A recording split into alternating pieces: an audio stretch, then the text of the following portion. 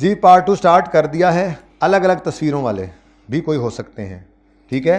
Contribution receive हुआ है, contribution हमें रिसीव हुआ है, ठीक है। इसकी ये तस्वीर, कंट्रीब्यूशन रिसीव हुआ, किसी ने हमारा लोन रीपे कर दिया है, बात सेम ही है, ठीक है। समझने की बात है बस।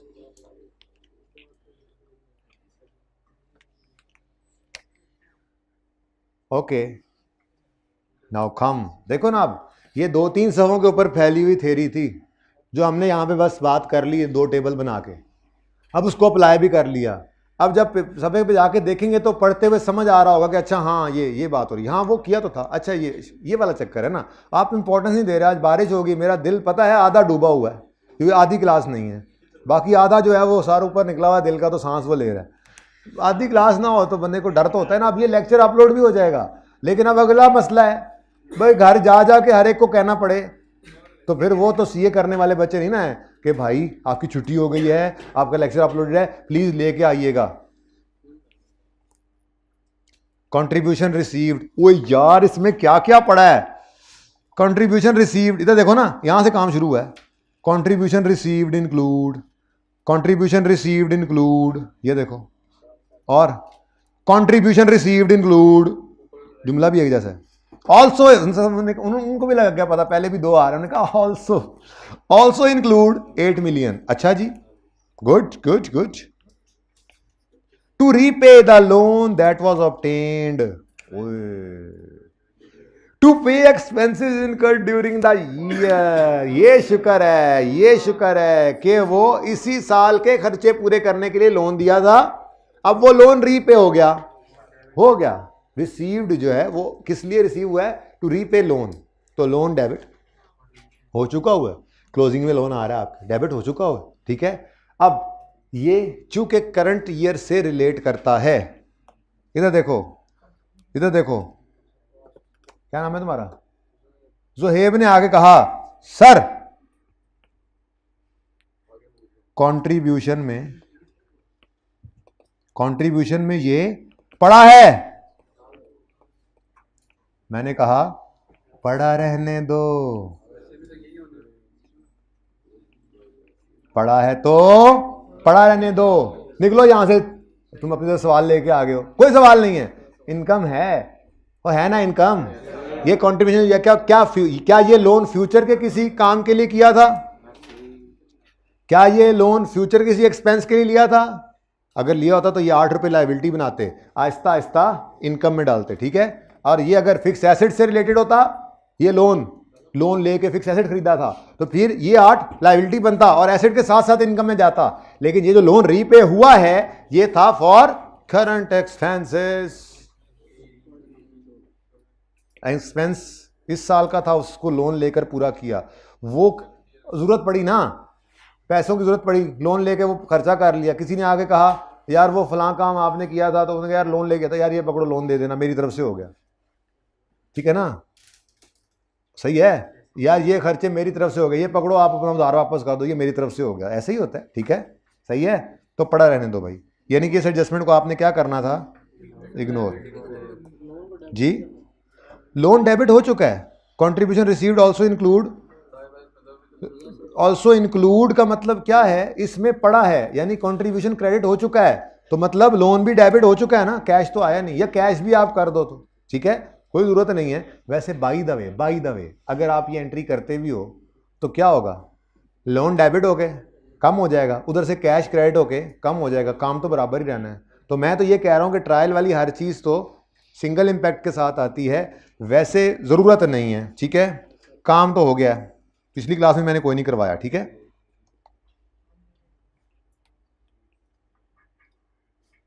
चलें आगे पढ़ें, ये एडजस्टमेंट तो आप कर ही दें भाई। मैंने ये अज्यूम किया है, देखो मैंने क्या कहा, मैंने ये अज्यूम किया कि वो ट्रायल में जो पड़ा होता है सब कुछ होने के बाद क्लोजिंग डबल एंट्री होके यहाँ पे पहुंचा होता है ना, यानी वो कैश आया होगा तो कैश डेबिट, उन्होंने लायबिलिटी क्रेडिट की होगी, फिर साथ ही लोन रीपे होगा तो लोन डेबिट वो कैश क्रेडिट हो गया होगा।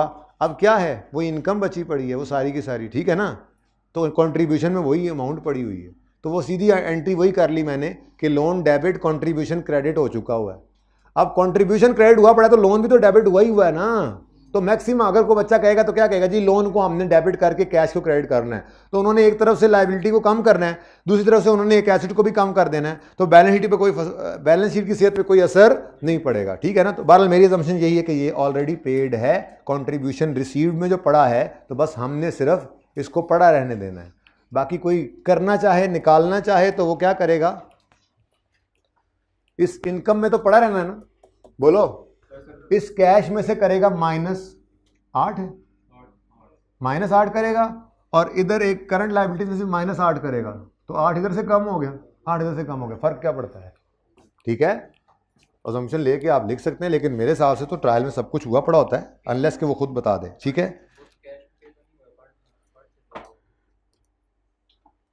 नहीं, अब अगर वो कंट्रीब्यूशन रिसीव्ड में आप कह रहे हो कि 8 आया पड़ा है और रीपे करना है लोन, तो फिर मतलब कैश में पड़ा है, पड़ा है लोन। वैसे ये वाला लोन नहीं पड़ा, वैसे करंट लायबिलिटीज तो हैं, ठीक है ना।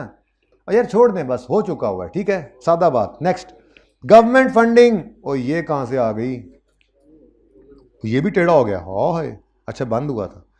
ये पड़ा है गवर्नमेंट फंडिंग, गवर्नमेंट फंडिंग कहते हैं ना आप लोग, गवर्नमेंट हाई स्कूल, गवर्नमेंट जी।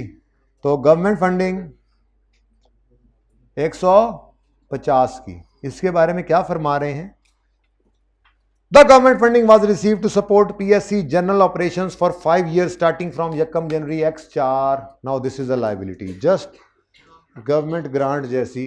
वो नॉन करंट करंट भी देख लेंगे इंशाल्लाह, फिलहाल तो मैं ये चाह रहा हूं कि मैं यहां पे इसको लिख दूं अलग से, हालांकि ब्रैकेट में भी काम चल जाता, लेकिन चलो फिलहाल क्या है जी, गवर्नमेंट फंडिंग,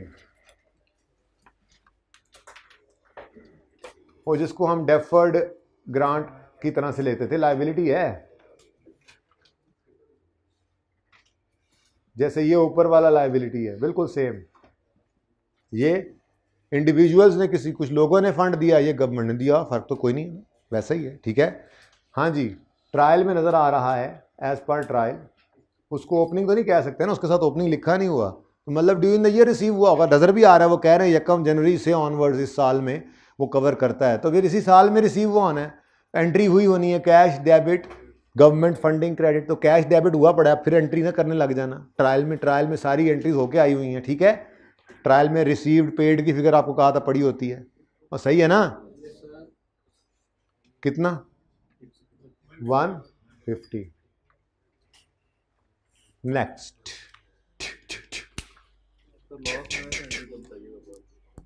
किसका, सॉरी, वो कह रहा है हमने लोन, हमारा लोन किसी ने रीपे कर दिया, कंट्रीब्यूशन में तो वही पड़ा होगा ना, ठीक है, लेकिन वो लोन रिलेट करता था एक्सपेंसेस इनकर ड्यूरिंग द ईयर से, यानी कि हमने during the year expenses meet करने के लिए वो लोन लिया था, तो ठीक है, लोन भी खत्म हो गया और ये फायदा भी इसी साल से रिलेट करता था, इनकम बना लो।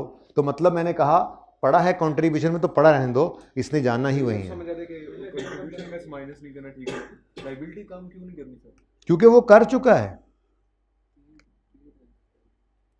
Contribution received also include 8 million to repay loan that was obtained to pay expenses, ठीक है, वो आया था। बाकी मैंने ये कहा अगर कर दोगे तो क्या फर्क पड़ेगा, बैलेंस शीट पे कोई असर नहीं पड़ेगा, ठीक है। एंड पे फिर बता दूंगा, अगर किसी ने करनी है वो एंट्री तो कर ले, ठीक है। ओके नेक्स्ट, अच्छा जी, 5 years के ऊपर इसको इनकम बनाना है स्टार्टिंग फ्रॉम यकम, तो यहां पे हमने आके लिखा गवर्नमेंट फंडिंग इनकम कितनी है जी, टोटल 150, कितने साल के एक्सपेंसेस कवर कर रही है, लेकिन इस साल में तो सिर्फ, जी बोलो, 15। गवर्नमेंट फंडिंग, वो deferred grant, debit grant, government funding debit और गवर्नमेंट फंडिंग इनकम क्रेडिट, ये जी हमने इनकम बना ली।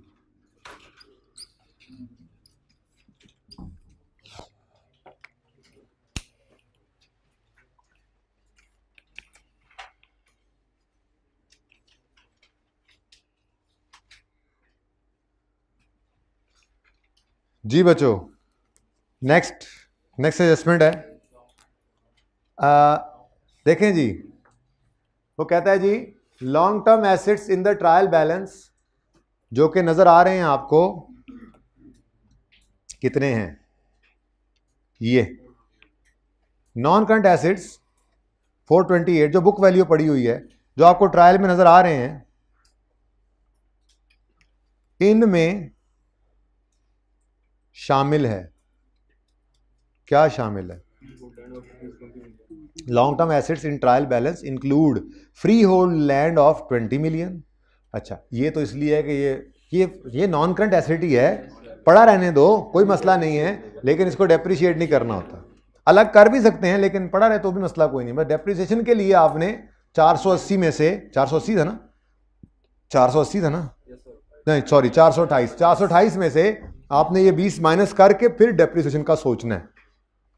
ओके, अच्छा, एंड ओए हो नई चीज and collections. Now what is collections? Collection कहते हैं जी नवादरात को, एंटीक्स को। ये वो कलेक्शंस नहीं है, कहता है चंदा, वो डोनेशन है। अच्छा, एंटीक्स मतलब मैंने पिछली क्लास में एग्जांपल दी, हमारा स्पोर्ट्स क्लब है ना, तो मिसाल के तौर पे हमने फजल महमूद बहुत पुराने क्रिकेटर थे, उनका हेलमेट रखा हुआ है, और हमने जो है वो सर विवियन रिचर्ड्स का बैट रखा हुआ है, और हमने मैल्कम मार्शल का जो है वो पैड रखा हुआ है। एक छोटा सा म्यूजियम बनाया हुआ है अपने स्पोर्ट्स क्लब में।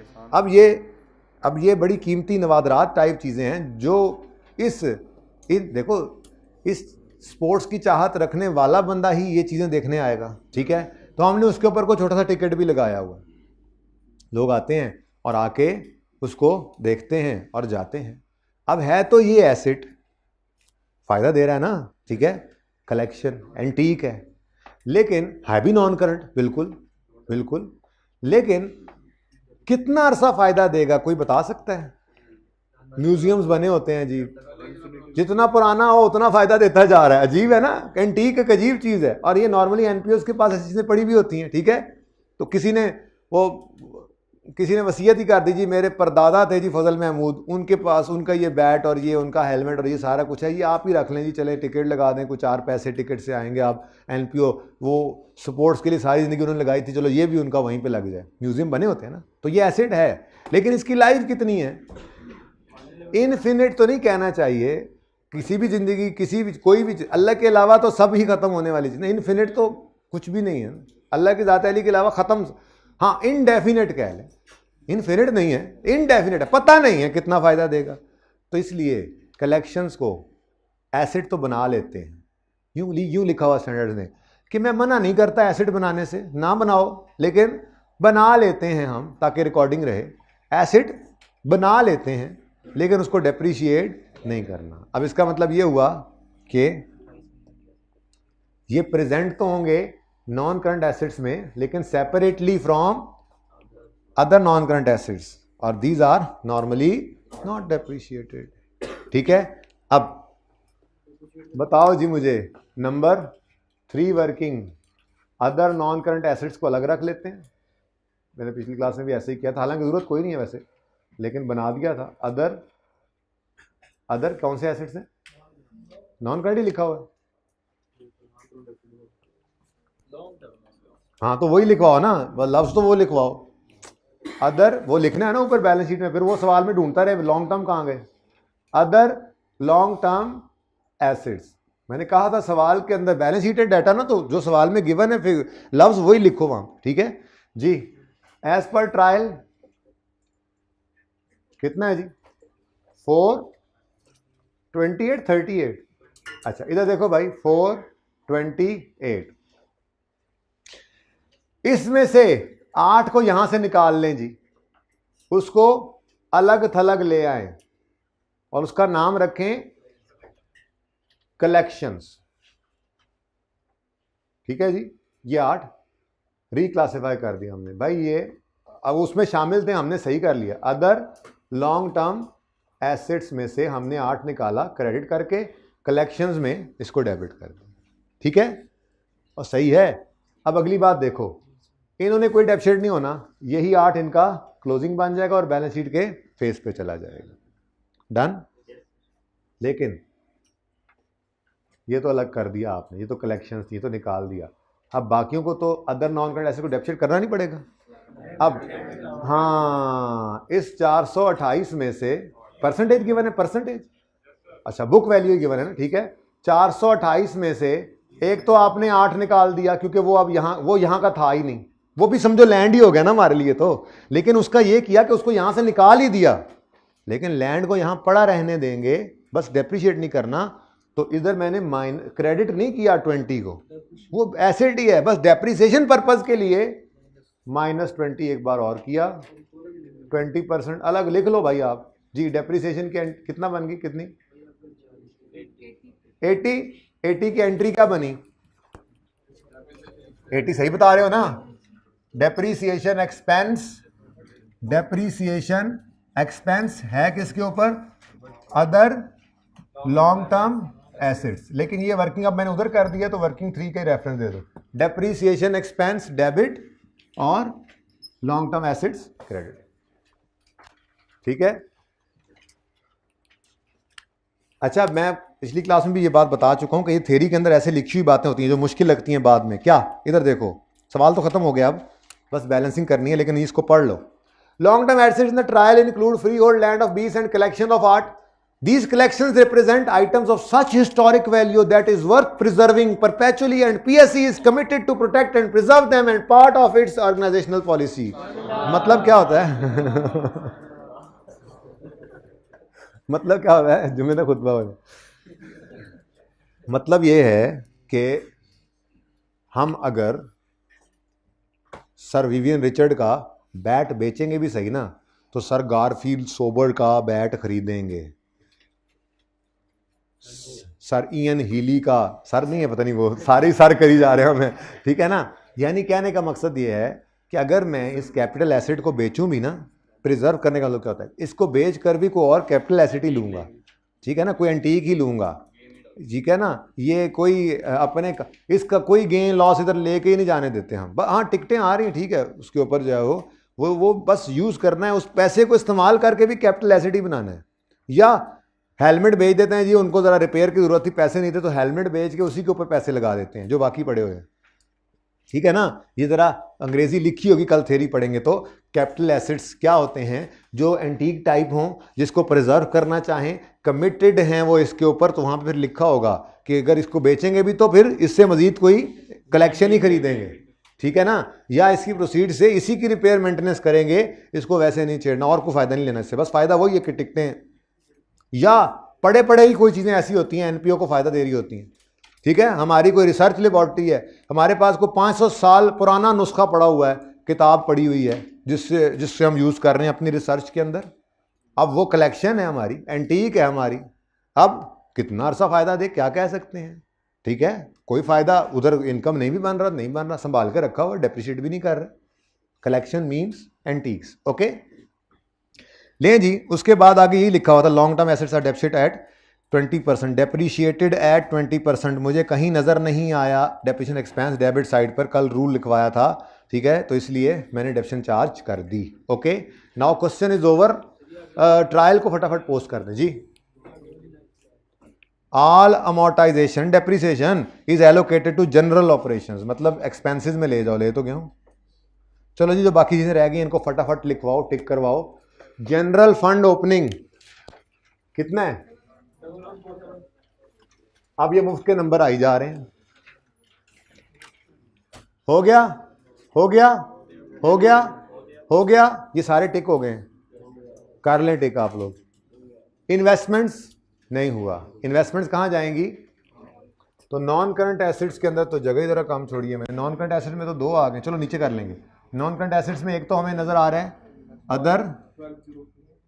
अदर लॉन्ग टर्म एसेट्स, ये इंशाल्लाह यहां से ले आएंगे वर्किंग 3 से क्लोजिंग इंशाल्लाह। उसके बाद आ रही हैं कलेक्शंस, और उसके बाद आ रही हैं इन्वेस्ट, चलो गुजारा हो ही गया जी। पाकिस्तानी कौम यू नो एडजस्टमेंट कारी ली, कितनी है जी, 1204 रुपए की इन्वेस्टमेंट्स आ रहे हैं, ठीक है, डन। यार नज़र नहीं आ रहा सही से ना, गिच मिच हो गया। कलेक्शंस, ये वैसे ही वर्किंग बनाई है, वैसे मैंने 4, ज़रूरत कोई नहीं थी। और इन्वेस्टमेंट्स अभी लिख दें, कितना बताया आपने, 1204, और फिर करंट एसेट्स इसके बाद। देखते हैं, अल्लाह करेगा पूरा हो ही जाएगा। ठीक है, चल। अच्छा जी, तरतीब से चल रहे थे हम। इन्वेस्टमेंट के बाद शॉर्ट टर्म बैंक लोन 17,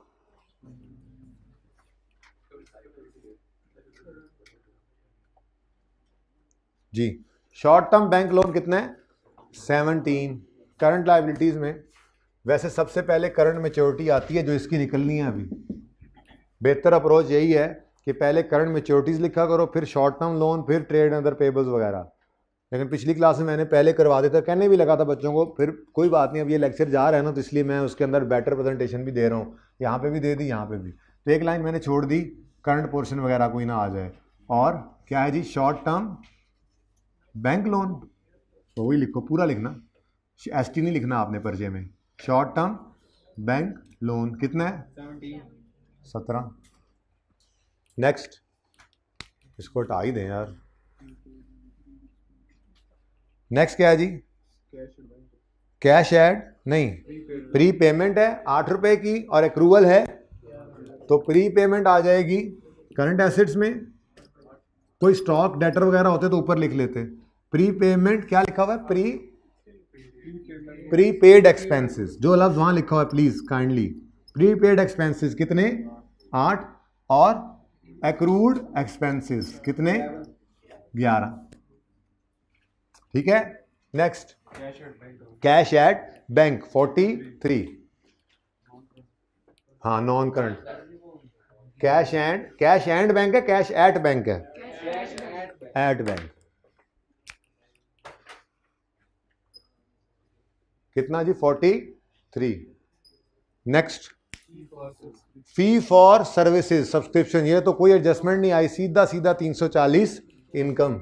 ये मुफ्त के नंबर भी पड़े होते हैं। फी फॉर सर्विसेज लिखा हुआ है, कितना,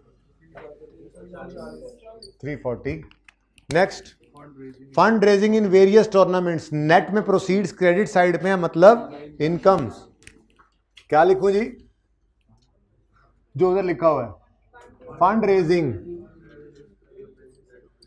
इन वेरियस भी लिख लेना आगे। फंड रेजिंग कितना, 15।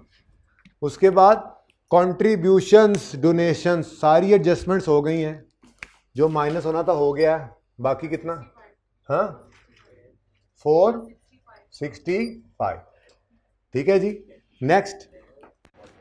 नेक्स्ट क्या है जी, गवर्नमेंट फंडिंग, ये तो लाइबिलिटी थी, इससे इनकम बन के चली गई है। करंट नॉन करंट भी बाइफरकेट कर लेते हैं फिलहाल, अब पूरा तो कर लें एक दफ़ा। उसके बाद इन्वेस्टमेंट इनकम 144, इसमें से भी जो निकलना था वो निकाल लिया हुआ है, बाकी इनकम जनरल। उसके बाद ये 3 एक्सपेंसेस हैं, सैलरीज, रेंट और अदर एक्सपेंसेस। सैलरीज एक्सपेंस, मुफ्त के नंबर देखो अब, सैलरीज, रेंट एंड यूटिलिटीज कितना, उसके बाद अदर एक्सपेंसेस 46। ठीक हो गया। उसके बाद कुछ रह तो नहीं गया, डेप्रिसिएशन वगैरह सब आ गई है, आराम से एक बार तसल्ली कर लेते हैं, इनको भी क्लोज कर लें। ये जिम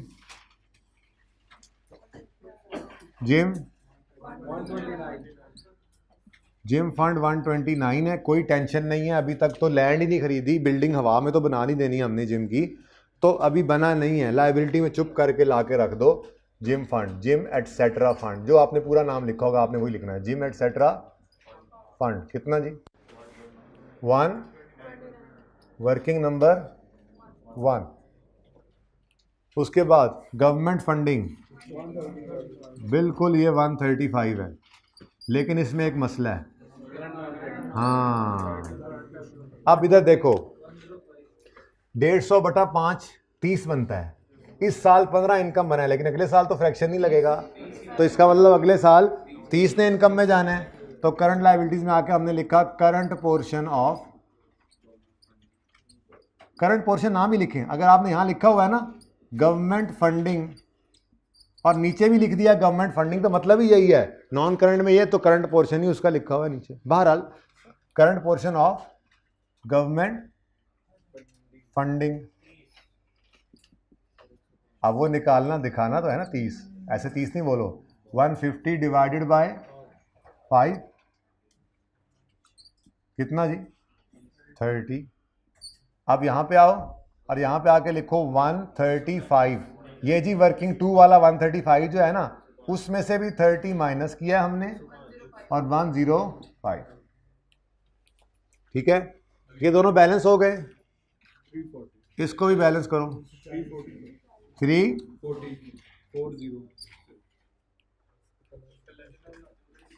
कर लो यार, ऑप्शन ना मुझसे पूछा करो, अगर आंसर सेम आ रहा है तो जो मर्जी करो मेरी बुला से। ओके यार ये लेजर मेरी वर्किंग है, ये कौन सी प्रेजेंटेशन है, प्रेजेंटेशन इधर पड़ी है, ये प्रेजेंटेशन है, ओके वो वर्किंग्स हैं, वो जैसे मर्जी करो, ब्रैकेट में करो या जो मर्जी करो जी। बैलेंस शीट में आ गए अदर नॉन करंट एसेट्स 340 और 8 की कलेक्शंस, ठीक है। क्लोजिंग कोई डेप्रिसिएशन नहीं है, यही क्लोजिंग है, ये वैसे ही जबरदस्ती बनाया, कोई जरूरत नहीं थी बनाने की, फेयर प्रेजेंटेशन के लिए बनाया। अच्छा जी मुझे नहीं लगता कोई चीज रह गई है, आप कोई बताएं। 90, पता नहीं पिछली क्लास में मुझे लग रहा है 90 नहीं था।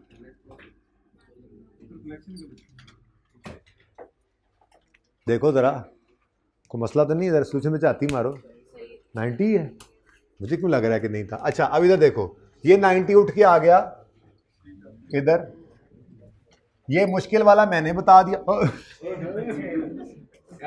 ऊपर ओपनिंग नहीं देखा, ये मुश्किल वाला मैंने बता दिया, आसान वाले दोनों बताओ 1,229 टोटल भी आपने कर लेना है सारा कुछ, ठीक है ना। 122 ये सही नहीं है बेटा, वो खुद करना ना आप लोग, टोटल मैंने बना दिया फॉर्मेट, मैं तो यहां पे ये लिखने लगा हूं। जनरल फंड क्लोजिंग आएंगे यहां पे यूं उठ के इधर 1,229 SYT फंड उसने लिखा हुआ तो हम भी लिखेंगे SYT फंड एंडोमेंट बस क्या लिखें 76 और फ्रेंचाइज फंड, फ्रेंच फ्राइज नहीं फ्रेंचाइज फंड कितना 6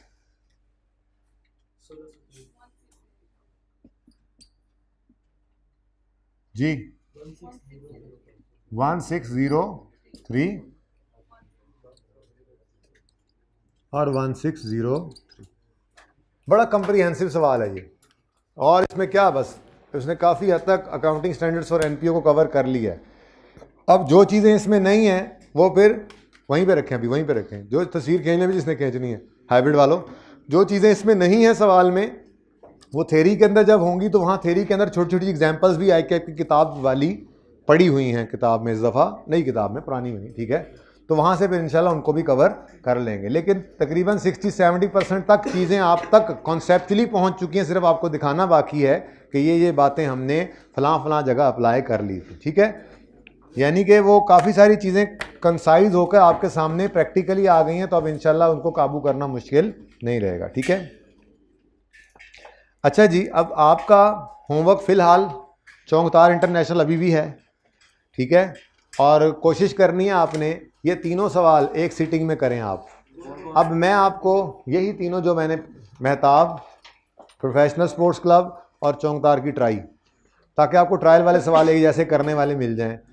बल्कि मैं तो अब ये कहूँगा आप लोगों को, मैं इंशाल्लाह आज में उम्मीद है शाम में इन 3 टॉपिक्स के कुछ क्वेश्चंस मैसेज करवाऊँगा आपके ग्रुप्स में, ऑनलाइन वालों को भी करवा दूँगा। उसमें EPS, कैश फ्लो, NPO, ये 3 टॉपिक्स भाईजान कर लो, तुसी गल पहले कर लो। EPS कैश फ्लो आके उतारें, ये EPS कैश फ्लो और NPO जो है इसके क्वेश्चंस आपको बताऊंगा 6 7 जितने भी हुए। आपने कोशिश ये करनी है कि हर टॉपिक के रिलेटेड सवालों को एक सिटिंग में करें। 2 छुट्टियां आ गई ना, जो बाकी एक्स्ट्रा मैंने कल रिकॉर्ड करना भी है, स्टैंडर्ड वगैरह की हाईलाइटिंग, उनका इतना मसला नहीं है। प्रेप लीव स्टार्ट है आपकी, ये 3 टॉपिक्स आप कर लो तैयार। तो मैं इन तीनों टॉपिक्स के आपको कुछ क्वेश्चंस जो हैं वो आज रात तक भिजवा दूंगा। आपने क्या करना है, ईपीएस पकड़ना है, एक सिटिंग में बैठना है, 4 घंटे 5 घंटे 6 जितने लगें, 2 छुट्टियां आ गई ना, एक सिटिंग में बैठना है आपने और वो सवाल उस टॉपिक के इकट्ठे करने हैं। फिर उसके बाद कुछ और पढ़ें, टैक्स पढ़ें, लॉ पढ़ें, जो भी पढ़ें। फिर थोड़ी देर के बाद जब फ्रेश हो जाएं, कुछ और पढ़ के फ्रेश हो जाएं, तो फिर इधर आना है। फिर आपने कैश फ्लो के सारे सवाल एक सिटिंग में करने हैं, ऐसे ही एनपीओ के। ओके, ये 3 टॉपिक्स तैयार हो जाएंगे। प्लीज़ बात सुने, ये तीनों टॉपिक्स में से सवाल पर्चा काफ़ी हद तक आता है, ऐसी बात नहीं है। तो 25-30% पेपर आ जाना है इसमें से, फिर आपको सुकून आएगा देख कर इंशाल्लाह। अल्लाह हाफ़िज़। सर ये जो सवाल आपने सेंड करने हैं फाइनल तैयारी के लिए